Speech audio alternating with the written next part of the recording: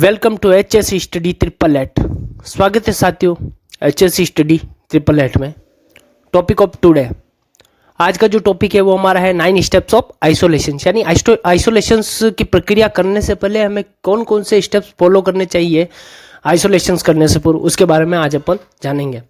तो इसमें first steps अपना होगा, जैसे कि जो भी आइसोलेशन की तैयारी से पहले जो भी उस प्रोसेस है उससे संबंधित सभी जानकारी, यानी कि जो भी ऑपरेटर उस प्लांट या उस इक्विपमेंट को ऑपरेट करता है उससे रिलेटेड यानी कंसर्न पर्सन जो भी होगा उससे उसके आवश्यक निर्देश लिखित रूप में प्राप्त करना, जैसे उपकरण और कार्य, जैसे तालों की संख्या कितनी है, उसमें इन्वॉल्वमेंट पर्सन कितने हैं, ऊर्जा की स्रोत, आइसोलेशन क्या है उसमें, इन सब की जानकारी लिखित रूप से अपने को लेनी है, ताकि इससे अपने को एक आइडिया लग जाए कि उसमें उस जो प्रॉपर उस प्लांट और इक्विपमेंट में क्या क्या कार्य है उससे रिलेटेड अपने को जानकारी प्राप्त हो जाए।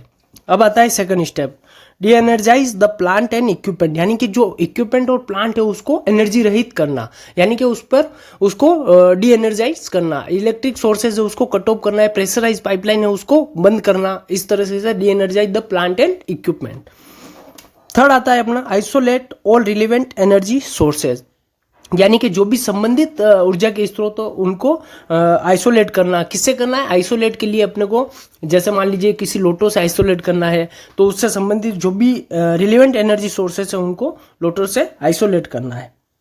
उसके बाद आता है fourth step, remove the remaining energy completely from the plant and equipment, यानी कि जो इसमें बताए गए जो भी बची हुई ऊर्जा है उसको प्लांट और इक्विपमेंट से पूरी तरह से बाहर निकालना है, यानी कि अपने को चेक करना है कि जो अपन ने इलेक्ट्रिक सोर्सेज कट ऑफ किए हैं या जो भी अपने प्रेशराइज पाइपलाइन है उसको ड्रेन किया है, वो उसमें कुछ बची कुछ ऊर्जा तो नहीं है जिससे काम करने वाले पर्सन को कुछ किसी भी तरह का कोई भी खतरा हो सके। इस तरीके से उसमें बची कुछ एनर्जी को भी बाहर निकालना है। अब आते हैं फिफ्थ स्टेप पे, attach appropriate tags to each isolation equipment and secure it by locking it, यानी कि जो आइसोलेशन है उस पर प्रॉपर तरीके से टैग मेंशन होना चाहिए। ये कौन करेगा? ये आइसोलेशन ऑफिसर, जो पूरी डिटेल्स उसमें मेंशन करेगा, वो टैग उस आइसोलेशन डिवाइस पे होगा और वो उससे उचित तरीके से लॉकिंग करेगा। वो किससे करेगा? लोटोर से। अब आता है 6, ensure zero energy. Ensure zero energy यानी कि इसमें बताया गया है कि जो लास्ट में अपने को ट्राई आउट करके भी देखना है कि जो एनर्जी बची हुई है उसमें किसी तरह का कोई और एनर्जी सोर्सेज तो नहीं बचा हुआ, यानी कि अब जो एनर्जी है उसमें वो जीरो एनर्जी बता रही है। ये इंश्योर करने के बाद आगे की प्रोसेस अपने को शुरू करनी है। 7th पॉइंट बताया गया है कि 7th स्टेप बताया गया कि नाउ स्टार्ट योर वर्क और एक्टिविटी।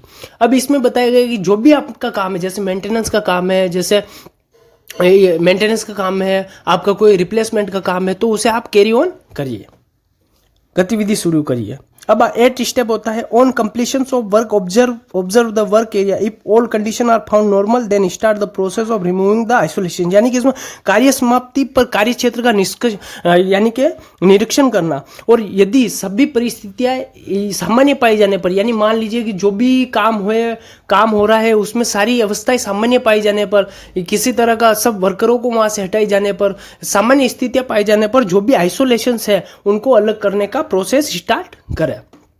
9th और लास्ट अपना स्टेप है start the equipment and plant after ensuring everyone safety, यानी कि सभी की सुरक्षा को सुनिश्चित करते हुए, यानी कि जो भी इक्विपमेंट और प्लान अपन स्टार्ट कर रहे हैं उसके आसपास कोई वर्किंग पर्सन तो नहीं है, तो कम्युनिकेशन प्रॉपर किया जा चुका है कि अब प्लांट और इक्विपमेंट रनिंग कंडीशन में है तो आप सब हट जाइए। यह सुरक्षा इंश्योर करने के बाद वो प्लांट और इक्विपमेंट को शुरू करेगा। Thanks for watching.